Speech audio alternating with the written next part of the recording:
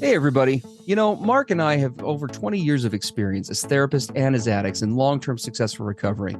We know better than anyone what works and what doesn't to break out of porn and sex addiction, heal betrayal trauma, and reclaim your relationship. And we've poured all of our personal and professional recovery and healing experience into a first-of-its-kind program for addicts, spouses, and couples. We call it Dare to Connect.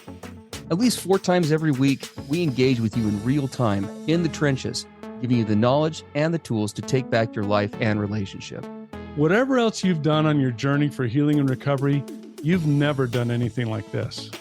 Mark and I, we've made all the mistakes, so you don't have to. Don't reinvent the wheel. We all know tomorrow never comes. Look, don't wait one more day to change. Claim your free 2-week trial today at daretoconnectnow.com.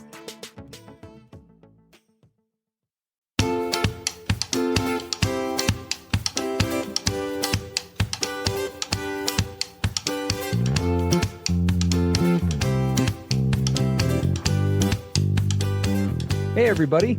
I'm Steve Moore. And I'm Mark Castleman. We know the pain and heartbreak of porn and sex addiction. And we know the triumph of breaking completely free. Every day, we help our clients find hope and healing.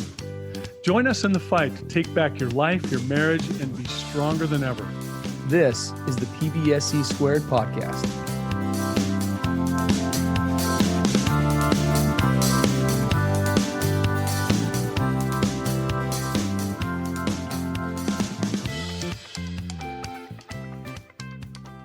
Hey, everybody. Welcome to the PBSE podcast. Steve Moore and Mark Castleman here. It's great to be with you guys this week. We hope you enjoyed last week's episode of a rebroadcast from something we'd done prior. That's the first time we've ever done that on the podcast. Appreciate Mark putting that together. I was like deathly ill with the plague. So we're happy to be back with you guys this week. And I have a voice again, so life is good. We have our podcast today is coming from a listener in response to a listener that wrote us back on March 27th. So about 4 weeks ago. We've got a little bit of a backlog going on here. And this is what he says. And we're going to jump right into it afterwards because this is it's a great topic. It's a little complicated, but it is an important one for everybody to hear because at some point in time, I think, as Mark and I were talking about it, this discussion comes up for virtually every guy that Mark and I work with if we work with them long enough. So I'll read this off and we'll jump in. Hello, I'm an addict in recovery. I'm in a good, solid recovery place. I listen to multiple podcasts a day. I go to therapy once a week, and I'm working on an empathy workbook in my free time and trying really hard. So he's doing a lot of good stuff, right? I've been free from porn for 60 days. Since D-Day, I had one slip up about 25 days in where I was watching YouTube videos that I shouldn't have been watching. My wife found this out on her own.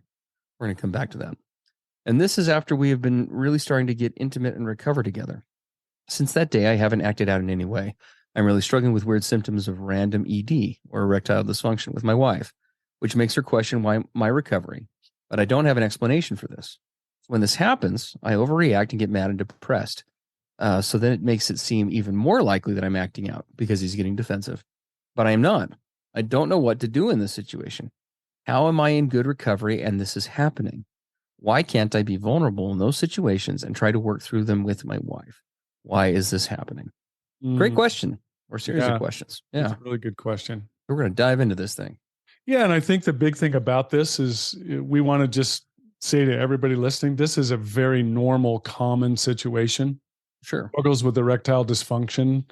It comes up all the time. And it especially can start to manifest in recovery. And we're going to talk about that today, about why that happens. And it happens for most men, and I would say for a fair number of partners also. I mean, I often think of erectile dysfunction just in, the sense of the guy, but there's also, quote, I don't particularly like this terminology, but I'm going to say it because everyone's familiar with it. There are, quote, performance issues that don't just affect the man, but also affect the woman. Sure. And again, I don't particularly like that word performance. I think that actually the very use of that term is part of why we have such a big problem with this in the first place. Yeah, agreed. Performance that people have got to show up for and do certain things certain ways. But yeah, both men and women. But yeah, so let's let's kind of hone in on this erectile dysfunction issue for this guy and what some of this might be about.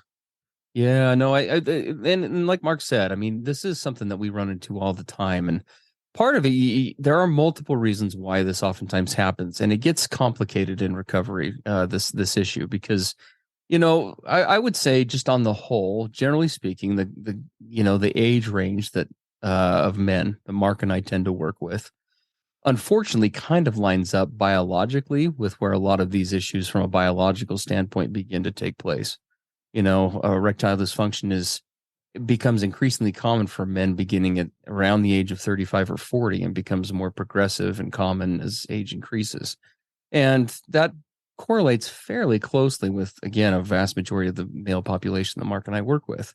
And I can throw myself kind of into this mix because ED is something that I have to deal with and work through and have for the last several years.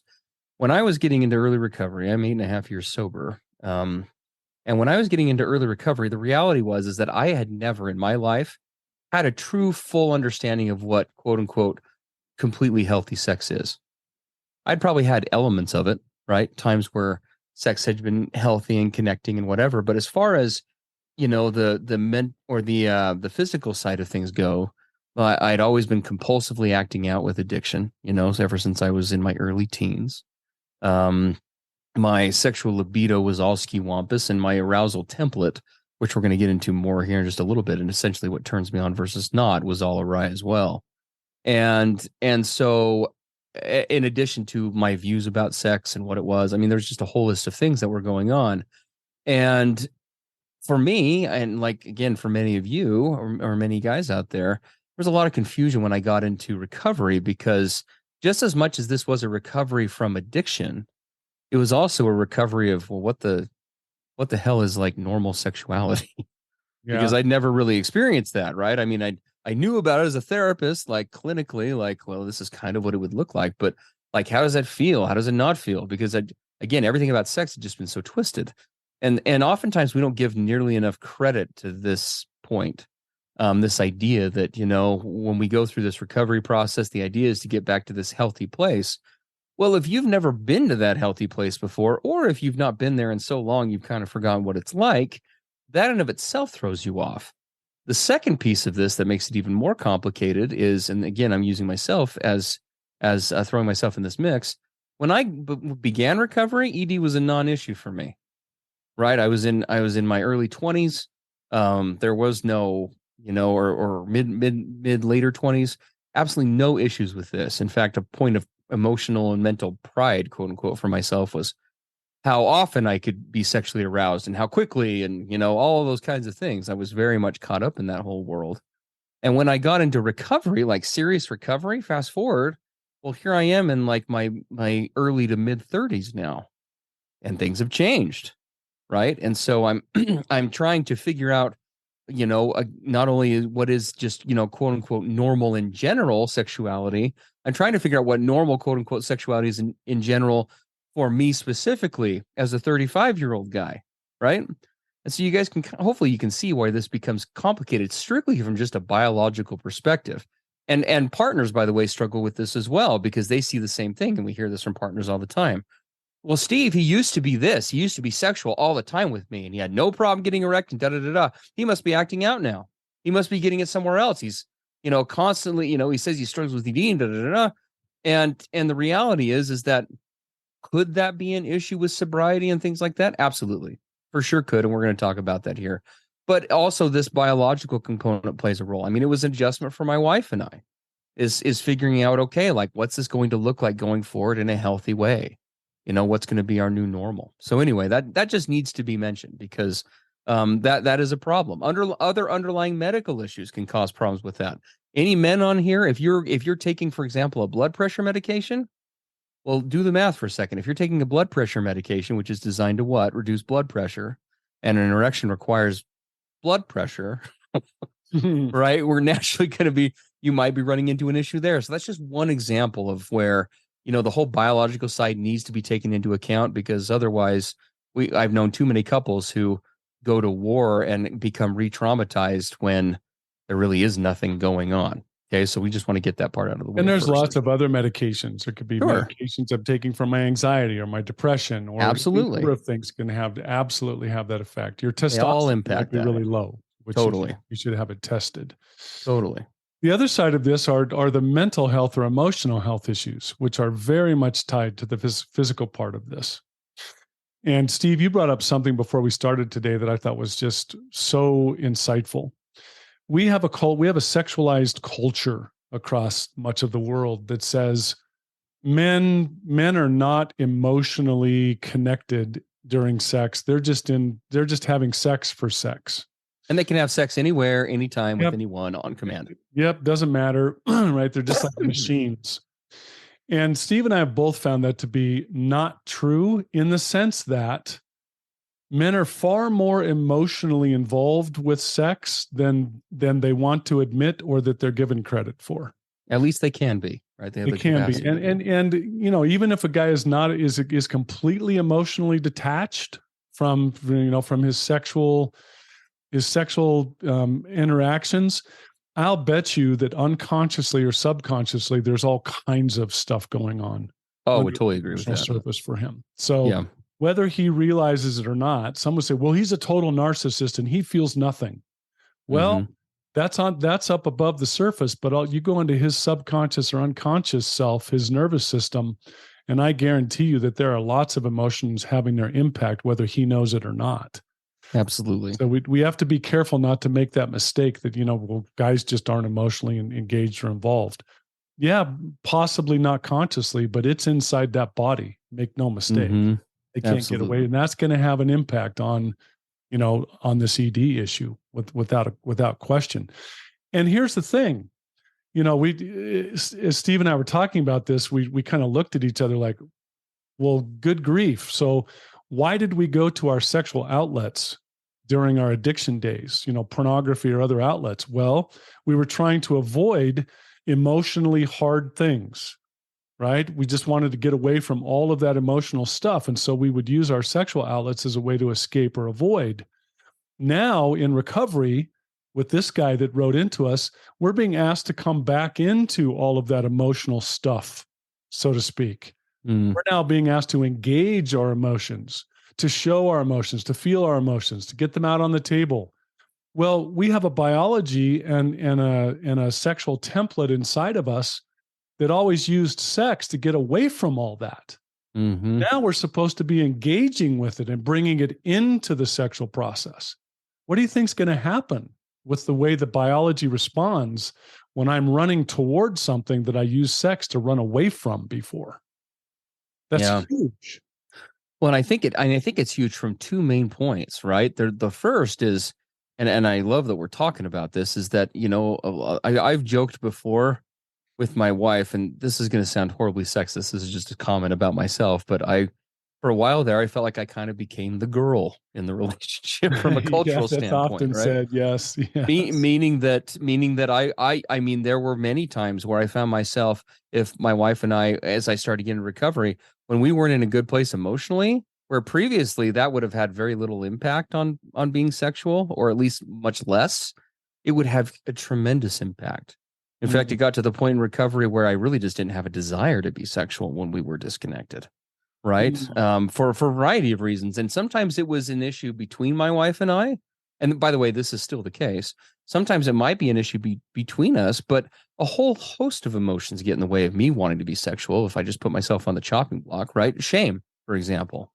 If I'm in a shame-based place, I don't want to engage sexually. I don't feel worthy. I don't feel deserving. I don't feel, like I'm in a confident place.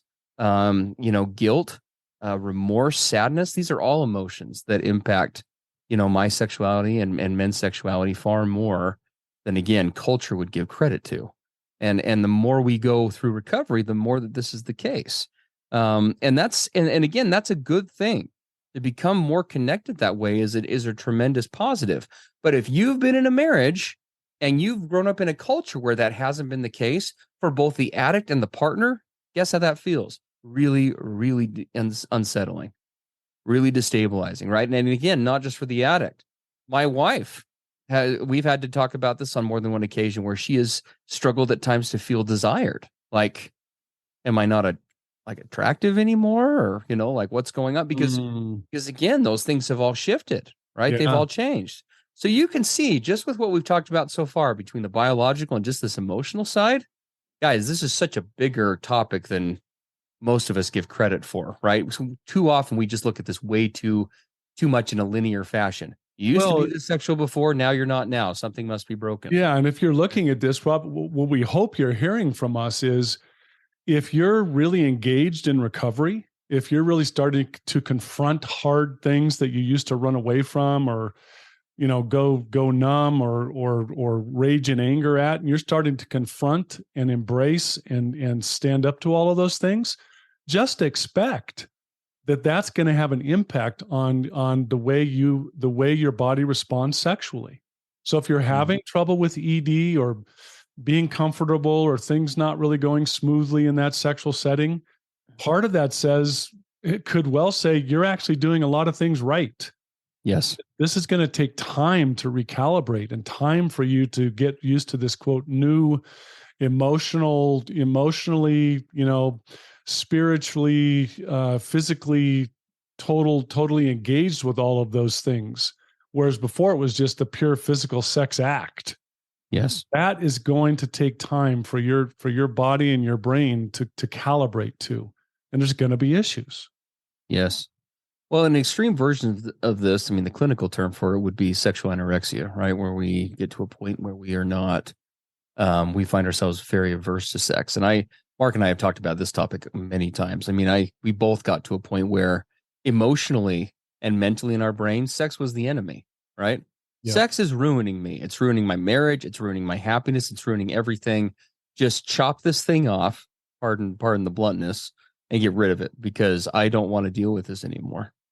Right. I'd rather not have this be a part of my life. And that's a very real issue, right? For a lot of guys. That's a whole topic for another time, but Yeah. the psychology and things behind it. But again, something to keep in mind.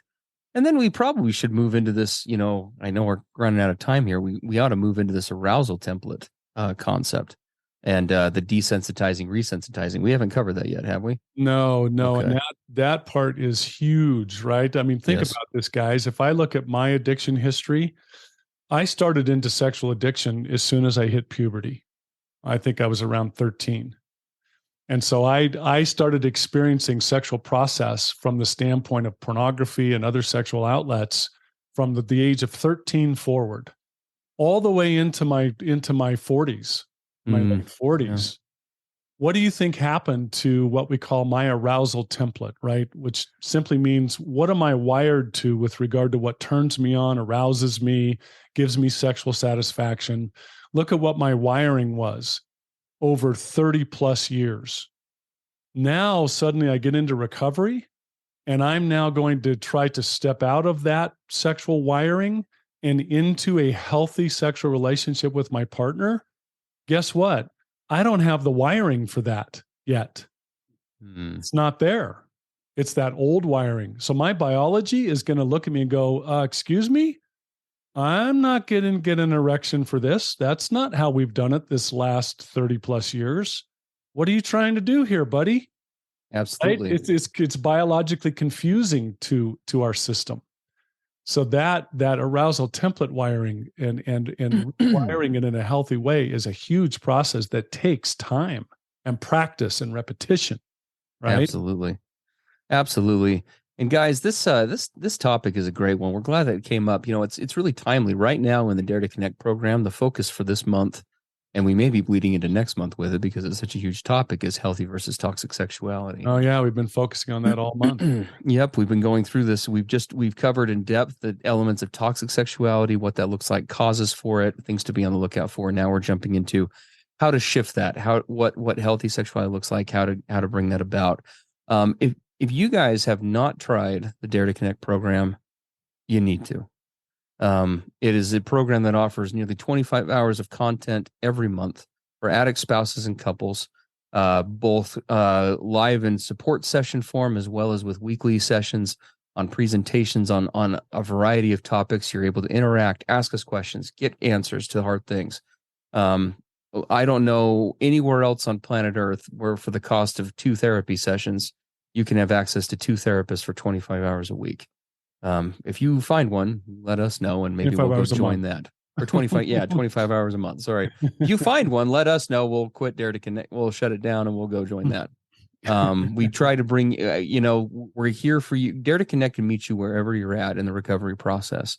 If you are serious about this process, if you're wanting to get serious about this process, if you're transitioning out of therapy but don't know where to go, if you're doing good therapy but are looking to supplement it and financially you want to make it feasible, if you're brand new to this process, don't know what the crap you're doing, Dare to Connect is your answer.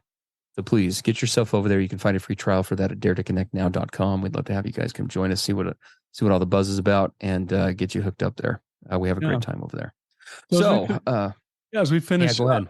We want to do to get healthy in this whole process is we want to start to pair emotional connection with sexual connection.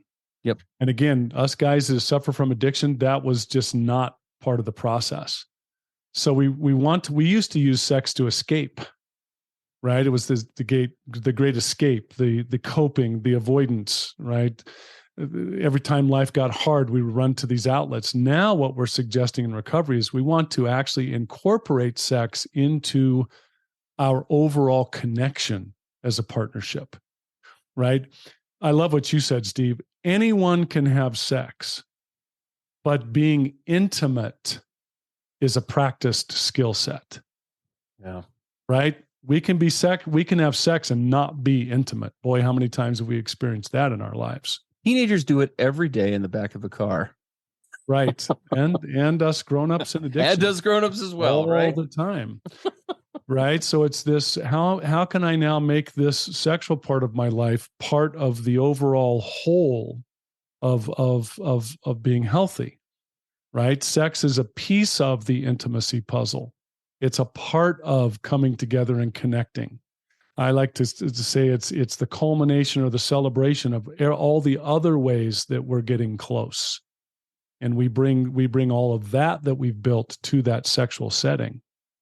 And that's part of this, rewiring so that we can come out of these struggles with ED and, other dysfunctional parts of sexuality, right? They all come over time with practice and patience and self-compassion and coupleship compassion. We help each other move through this process and just know that it is really, really challenging. It just is. Absolutely. Well, guys, have a great rest of your week. It's been great to be with you for this brief amount of time. We wanted to give an assignment. Oh, yeah. Yeah, we'll do that. Yeah, we'll do that real quick. So the assignment this week is actually quite simple. It's not as complex as some others that we give. Whichever partner is listening to this right now, have your other partner listen to this with you and sit down and start having an open and honest dialogue about where are we at sexually, what's working and what's not. Yeah. Right. Listen to this podcast together as a coupleship if you're having issues, and then use this as the door opener to start into a dialogue with each other. Absolutely. And if you already have that dialogue going, take it to the next level, right? Level it up wherever you're at. I have never in my entire career come across a couple where I'm like, wow, you guys talk about sex way too much and way too vulnerably. If you keep talking about this, it's going to ruin your marriage. Okay. Never once said that to a couple. Never plan on saying that ever. That would be a great thing to do. So anyway, if you guys ever want questions answered on the podcast, as always, you can send us those over to us and we will get you a brief response at pbsepodcast.com down at the bottom of the contact form. And again, please do come and join us for some serious change, some serious growth, some serious recovery at daretoconnectnow.com. We'd love to have you over. Come grab your 2-week trial. And guys, have a great rest of your week, and we will talk to you next time. Yep. See you then. Bye-bye. Everything expressed on the PBSE podcast are the opinions of the hosts and the participants and is for informational and educational purposes only. This podcast should not be considered mental health therapy or as a substitute thereof. It is strongly recommended that you seek out the clinical guidance of an individual qualified mental health professional. If you're experiencing thoughts of suicide, self-harm, or a desire to harm others, please dial 911 or go to your nearest emergency room.